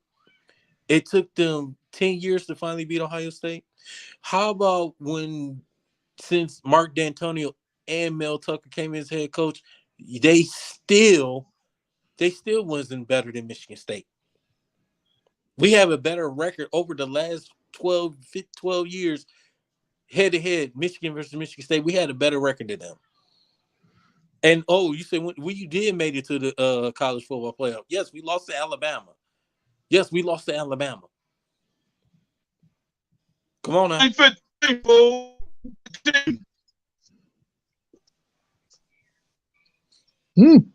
Okay, so we go, y'all. This whole rivalry ain't gonna have to sell itself on the court. Wow, it's gonna sell on the court and the football field. It's gonna sell on the court and the football field. Just remember, Hitman too. Remember what happened? Was it 2 years ago that our running back K9 had 5 rushing touchdowns? I mean, blasted them. He owned that entire defense the whole game. Oh, okay. Oh, what about trouble with the snap? Well, matter of fact, it happened in Ann Arbor in 2015. The trouble with the snap, and we won again with Jalen Watts-Jackson. Oh, hell, I can even go back to 2020, the COVID game. What happened when our tight end Connor Hayward blasted their ass in the touchdown? His Tucker's first year, he bit on the COVID game. Thank you. Let's see. Michigan has more heartbreaks than Oh, was they part of that team? Was they lost to Appalachian State, the greatest upset in sport, one of the greatest upsets in sports history? Oh, okay. Appalachian. Infamous choke job in 2007. And that team that was so-called supposed to win the national championship. Oh, okay. Lost to Appalachian State. How about what Cordell Stewart played for Colorado and he threw that Hail Mary? And in Michigan lost that game? Oh, okay. Nothing. This state in general is crazy, yo. Why is he? No, man, he just passionate, bro. I'm just saying, man. You mean we coming with the facts, man. Did Michigan had Rich Rodriguez and Brady Hope? What did they do? And you know what? We did that shit with below subpar recruit classes. You niggas got your ass with top 5 recruiting classes. Okay. Talk to me. What Jadeveon Clowney do to y'all in that bowl game years ago? The famous Jadeveon Clowney game. Yes, I remember that. Okay. Just Jim Harbaugh. He's 1-6 in bowl games. I could give a fuck less about the bowl games personally if I'm in college. You got to, because that's a record, right? That counts as your coaching record, right? Okay, so he's 1-6 in bowl games. He still hasn't. Yeah, he's finally beat Ohio State twice. He's finally won the Big Ten title twice. Is he going to win it this year? No. Sorry, he's not. And it took them 20 years to finally whoop the Buckeyes in Columbus. Right. 20 damn years. 20 years. Oh, man, that's so sad. 20 years. Hitman, can you say that one more time, please? 20 years to beat them in Columbus. 20 years. Still win 13. Oh, I'm sorry. That 13-1. That one TCU, right? Oh, what happened when y'all played Georgia last year? Oh, okay. I mean, to be fair, if y'all would have made, if Spartans would have made the playoffs too, they would have stuck y'all out the same way. we would have a better chance, opportunity to compete at least against Georgia than Michigan. Even if we would have lost to Georgia, which I understand. No. Reason why I had to disagree with that. You talking about how many players drafted in the first 2 rounds by that Georgia defense alone? I'm not disputing it. All I'm saying is, at least we had a better chance of competing. Even with a loss, I wouldn't have been mad because that's Georgia. I wouldn't have been mad as long as we compete. And they want to talk about the one time we went to the college football playoff game. Guess what happened? We had a below subpar recruit class too. Now what? Even though we got shut up by Alabama, we got to shut the fuck out. But I'm gonna tell you something. We did that with a below subpar class too. And guess what D'Antonio was doing that entire time? Building up 2 to 3 star recruits and taking them places.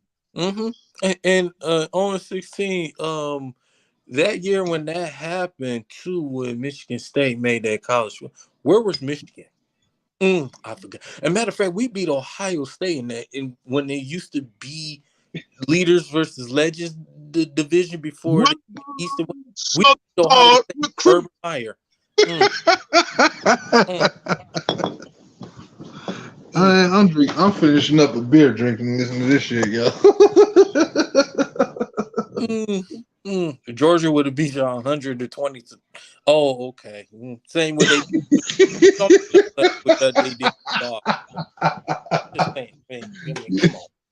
It's just on. See, Michigan fans are almost like the Dallas Cowboys fans, man. Some of these Michigan fans are just like Cowboy fans. Some of them are delusional. This is the team that can 5-star recruits even on a welfare tour, and they still get their ass whooped. It's just delusional. I'm not saying all Michigan fans.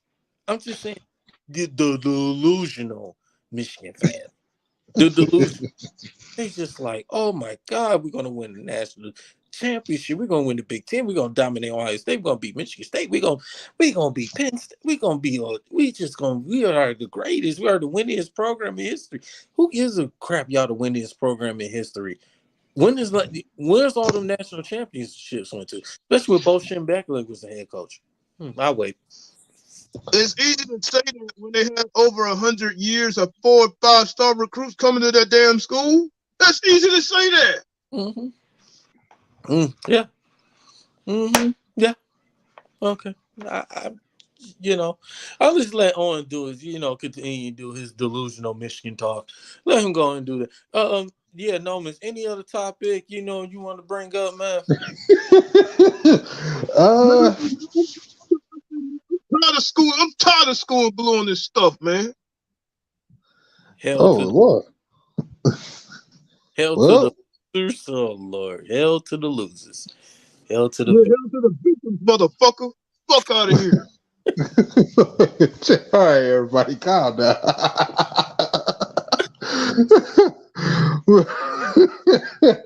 Hey, look, man. Bums. That's what I'm saying. Amazing bums. Oh, Lord. Y'all, this rivalry, man. That shit been funny for years, man. I ain't gonna lie. So, as far as the topic. That thing, no, I'm tired of this, man. For real. All right, man. So, we already know, like we said, with the Lions, what we got to do. We obviously see what the Pistons got. Probably mirror that same thing, man. Like you said, as you see with the Lions, they obviously got a head coach. This team is playing off the identity of the head coach. That was a good point by Hitman. And Casey got the bleeping goal. That's all I'm gonna say on that, man. Yep. Yeah. And I'm gonna just go ahead and get into final thoughts. Starting with the homie Hitman. You know what I'm saying? I'm just gonna leave with this. I ain't gonna be too long-winded here, but the thing of it is that culture is important. Yeah. And what the Lions are doing is that they're reestablishing that culture with former players. Love that. And that's what's helping us going in the right direction. And I do say that the Pistons need to copy that to some degree. I know they're not going to be able to complement 100% of that, but they got to start in the same vein. And if they start doing that, things will start looking up for these Pistons so that K's prime and Ivy's prime won't be wasted here. Because that'd be a damn shame to do. Yeah. And those are my final words. All right. So let's get into you, Daryl. What you got, man? Thank you, Nomis, for having me on the show, man. You a Hitman. Even some of the guys in the comments, like on 16 talking this trash, but on 16, good guy, man. But as far as Pistons, like I said, like I've been saying this, man, just compete, man. Just compete. We already discussed, situation about Dwayne Casey. He needs to go. Yeah, I'm not gonna get too much deep into the Pistons. Far as Lions, like I said, I'm happy, to have Dre Bly as our defensive backs coach. Welcome back home. Dre Bly, being back in Detroit is huge. It's a huge upgrade for the coaching staff. Like you said, we got this offseason. We got the NFL Combine. We got the Senior Bowl. We got this, the NFL draft coming up in a couple months. So we're looking forward to see what's going to happen. We got free agencies and, coming up next month. We're looking forward to see what moves the Lions are going to do, they're going to sign, who's going to get let go. Looking forward to be a huge offseason for the Lions. Yeah, so as far as, we got a big game coming up, Super Bowl, we got the Eagles and Chiefs. It's going to be a great game. Pull it from, of course, my team. I ride with them, been with for a long time. So the Eagles. Looking forward to see Jalen Hurts get his championship, and hopefully many more. So I'm looking forward to that. It'd be a good game. And like I said, man, this, and I want to get into right quick. I'm looking forward this up, and I don't know if you guys y'all baseball heads or not, but looking forward to this Tigers, especially opening day. When that comes, I got to look at the schedule. Looking forward to the Tigers this season. Miguel's Cabrera's last for the year. Looking forward to that. Miguel's is his last ride. Looking forward to seeing him this year, and and then like I said, looking for the Tigers to do big things this year. So hopefully we can be a fresh start. See what Scott Harris do as the new general manager for the Tigers, coming from the San Francisco Giants. So I'm looking forward to it. So yeah, man. So those my little final thoughts, man. All right, man. So first off, I gotta thank you two gentlemen for choosing to come on me, man. Come over here with me with this man this time hour. I was trying to do it yesterday. Got apprehended with some stuff, man. So I had to switch the time zone and come today. With it, first off, thank everybody. Also in the chat that showed up, man, from Mike and Owen, you too as well, and a couple in Detroit Lions fan as well. So I appreciate y'all for showing up. Off the record, just for anybody who may watch this, no, there's no beef or nothing like that. It's just sport. It's college sports.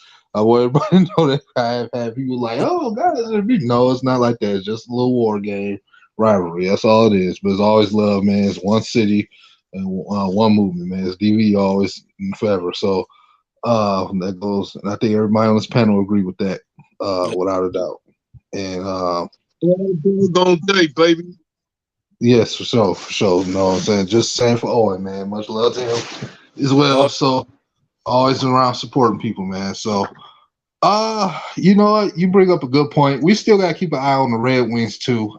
They've been having, I think a lot of people, I'm gonna get into this real quick. A lot of people been giving them a little bit of hell, but I suspected them to have their struggles because the thing is the Red Wings and the Pistons are on such a close trajectory to each other. Like Pistons are lacking the coaching staff, but the Pistons are heading to that point where they need to add more veteran players too. And it's going to take time for the Red Wings to kind of figure themselves out defensively and figure out who they are now that they got some more veteran players. So people really thought they were just supposed to come in and go on like a heavy run immediately. Even though they start off good, you knew that a young team that's still young was going to go through their bumps and bruises and chemistries. Like, you have to remember that. I think a lot of people are rushing it because, we do love Steve Yzerman. We do believe that he's doing something right, just the same as we want to believe with all our GMs. But, excuse me, I say patience when it comes to the Red Wings. They sort of, between them and the Lions, I guess you could say they leading the trajectory of what's going on as far as success with teams and their bills. But yeah, man, we need to get a players coach. We need to get a coach that's going to, help the Pistons get right. All the teams need the guy that's going to be there for the locker room fiasco, to keep them updated, man, to keep them modern dayized. I'm trying to make up words right now, but they need the young coach that's up to date. That's what I'm trying to say. So, and I think that's what we got to do moving forward. We need a players coach that's up to date, that these guys can really get the vibe from, and they can kind of feed off what he's doing. And hopefully we can build something here in Detroit, man. Like I said, because we all tired of losing. You know what I'm saying? Like, right, well, we all still kind of drunk off the final game of the Lions season, for God's sake. So that just lets you know how desperate we are for a winner. You got the free agency coming around here. I don't think the Lions need to get into a big deal of spending big right now. I think there's still them taking their time, bringing back certain glue guys and, making signings that are sensible. Guys you can bring in here for like $7 million or something like that. If you go give them a 2-year deal, $7 million a year or something like that. I think they're still more on that trajectory right now, and I think we just need to be calm and just let the draft picks be the star of the show. Because that's where your best players are going to come from, is the draft picks, and more than anything else. So But that's all I got for that, man. Of course, I'll be doing another one of these lives next week. We go keep our ears to the ground and see what else we hear. Maybe some more coaching moves, maybe some more hires. Maybe they'll go out there and get a Steve Wilson or something like that. So we go see what's happening. Period with all the sports. I'll try to make it back sometime, maybe next Wednesday or so. And of course, you fellas are always welcome to come on and join. And we gonna keep it moving, man. So God bless everybody in the chat and on the panel. It's your boy Nomis J, live and we out, man. We out. Peace out. Everybody be safe, man. Yes, sir. Sure.